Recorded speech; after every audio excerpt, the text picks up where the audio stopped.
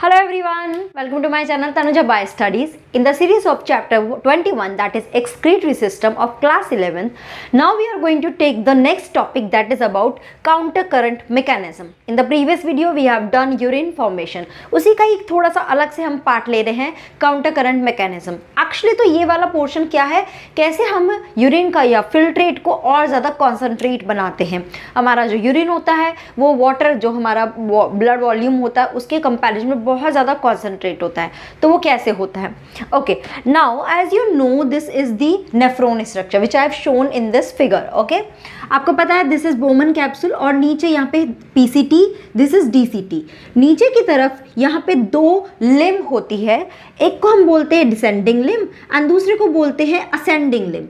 ये दोनों लिम्ब को ही हम क्या बोलते हैं, लूप ऑफ हेनले या हेनलेस लूप. ठीक है, अब आप अगर इसमें देखोगे तो ये फ्लूइड देखो इस डायरेक्शन में, ये क्या जा रहा है, जो यहाँ से फिल्ट्रेट, यहाँ से जो फिल्टर होके आ रहा है फिल्ट्रेट वो डाउन जा रहा है एंड फिर यहाँ पे देखोगे तो ये अप जा रहा है. यानी कि दोनों में जो फिल्ट्रेट है वो ऑपोजिट डायरेक्शन में है. इसी को ही हम क्या बोलते हैं, काउंटर करंट मैकेनिज्म. क्या बोलते हैं, काउंटर करंट, क्योंकि दोनों एक दूसरे के ऑपोजिट डायरेक्शन में फ्लो हो रहे हैं. ओके, नाउ अब दूसरी बात करते हैं. यहाँ से जो हमारी रीनल आर्टरी आती है, जो कहाँ से, हार्ट से ब्लड को लेकर आ रही है, फर्दर डिवाइड होके क्या बना लेती है, एफरेंट एट्रियोल, जो ब्लड को लेकर आती है इस बोमन कैप्सूल में. इस बोमन कैप्सूल में ये कैपिलरीज, ये एट्रियोल है जो फर्दर और कैपिलरीज में डिवाइड होगी एक नेटवर्क बनाती है which is known as glomerulus. ना यहाँ से ही वापस यूनाइट होके बनाती है इफरेंट एट्रियोल.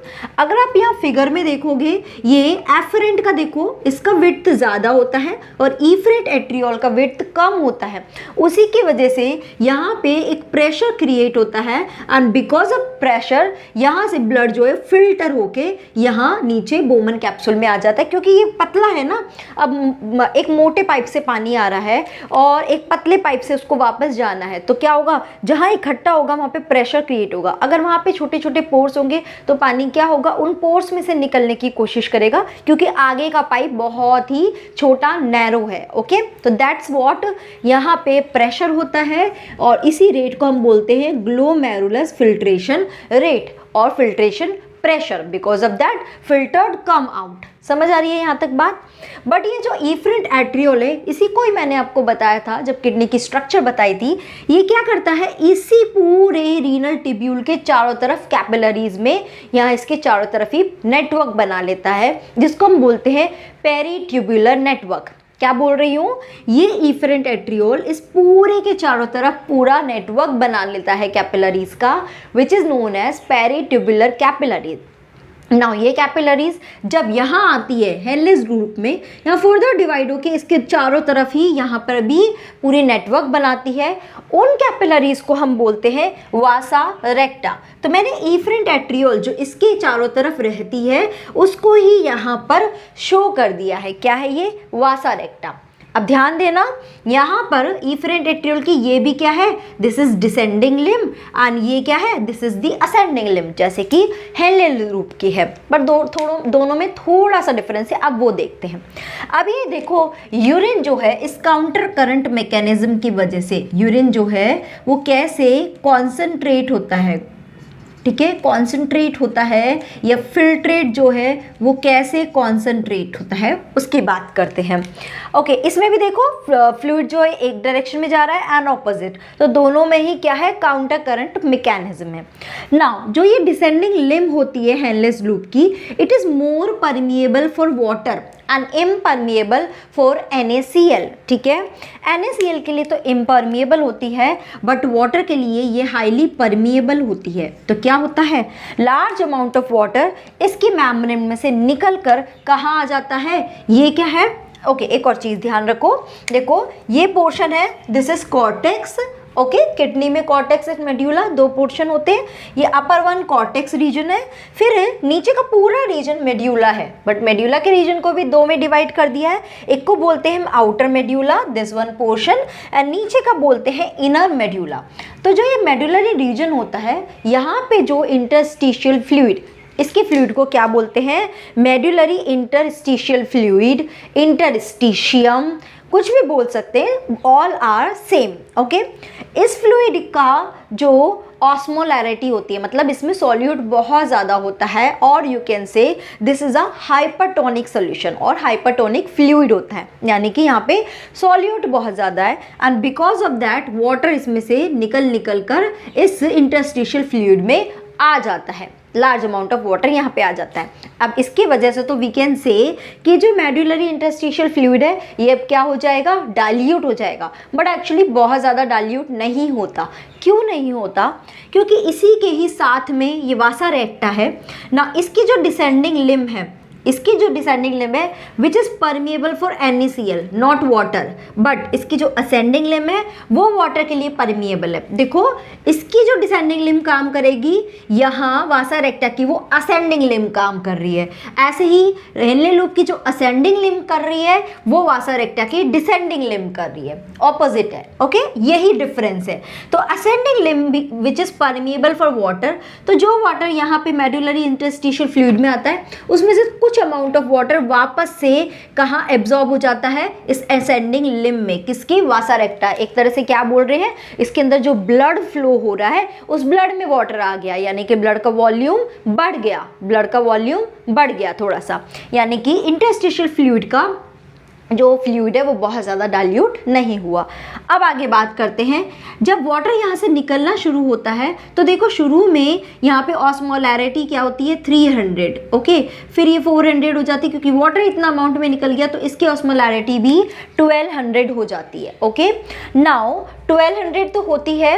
अब आप इसकी बात करोगे फ्लूइड की, इसकी फ्लूइड की ऑस्मोलैरिटी भी यहाँ पे देखो दिखाई हुई है, कॉर्टेक्स में 300, इसका फुल फॉर्म क्या है, if you want I can write over here, milli osmole, ठीक है, फुल फॉर्म क्या है, ऑस्मोलैरिटी पर लीटर। ओके, तो कॉर्टेक्स में 300 है, मेड्यूला के आउटर रीजन में 600, फिर इनर मेड्यूला में आते आते लास्ट में 1200 होती है। अब 1200 यहाँ और 1200 यहाँ दोनों मैच होनी चाहिए, तभी कोई भी डिफ्यूजन स्टॉप होगा। ओके, बट अब जब ये ऊपर जाता है, तो now this ascending limb is more permeable for NaCl, तो लार्ज अमाउंट ऑफ NaCl किस में आ गया, मेड्युलरी फ्लूइड में आ गया, बहुत ज़्यादा amount of NaCl medullary fluid में आ गया। But as I told you, vasa recta की डिसेंडिंग लिम्ब जो है which is permeable for NaCl, ये लार्ज अमाउंट ऑफ NaCl को अपने अंदर ले लेती है। क्या कर लेती है, लार्ज अमाउंट ऑफ NaCl को अपने अंदर ले लेती है, बट इसकी जो असेंडिंग लिम्ब है वो भी NaCl के लिए परमिएबल है, ये थोड़ा सा डिफरेंस है। तो ये वापस थोड़ा अमाउंट NaCl इस इंटरस्टिशियल फ्लूइड में ही डाल देती है। मतलब कहने का कि NaCl इस फ्लूइड में आता है, वापस इसमें से थोड़ा सा एक्सेस एब्जॉर्ब हो जाता है इस ब्लड के अंदर, फिर बट वापस NaCl इसमें आ जाता है। तो ओवरऑल इस इंटरस्टिशियल फ्लूइड की ऑस्मोलैरिटी 1200 मेंटेन रहती है। क्या है, दिस वन 1200 मेंटेन रहती है। ठीक है, ये वाला दिख रहा है ना 1200, ये यहाँ पर रहती है। अब ये ऊपर की तरफ जा रहा है क्योंकि इसमें से इलेक्ट्रोलाइट सारे एब्जॉर्ब हो गए, तो यहाँ अब इसकी ऑस्मोलैरिटी कम होती चली गई, मतलब कि ये जो फिल्ट्रेट है वो डाइल्यूट होता चला गया। यहाँ पे क्या हुआ, डिसेंडिंग में ये फिल्ट्रेट कॉन्सेंट्रेट हो गया, बट अगेन ये डाइल्यूट होके गया और कलेक्टिंग ट्यूब में आ गया। कहाँ आ गया, इस कलेक्टिंग ट्यूब में आ गया। ये डाइल्यूट है, यानी कि अभी इसमें वाटर का अमाउंट काफ़ी हद तक है। Now because of the osmolarity of interstitial fluid 1200, यानी कि यहाँ पे क्या है, बहुत ज़्यादा कॉन्सेंट्रेटेड अमाउंट है, and because of this one large amount of water again absorb from the collecting duct into the interstitial fluid. और ये कब तक होता रहेगा, जब तक इसके अंदर की ऑस्मोलैरिटी भी 1200 ना हो जाए, क्योंकि यहाँ और यहाँ का सेम होगा तभी तो आगे कुछ फ्लो होना बंद होगा। आ रही बात समझ में।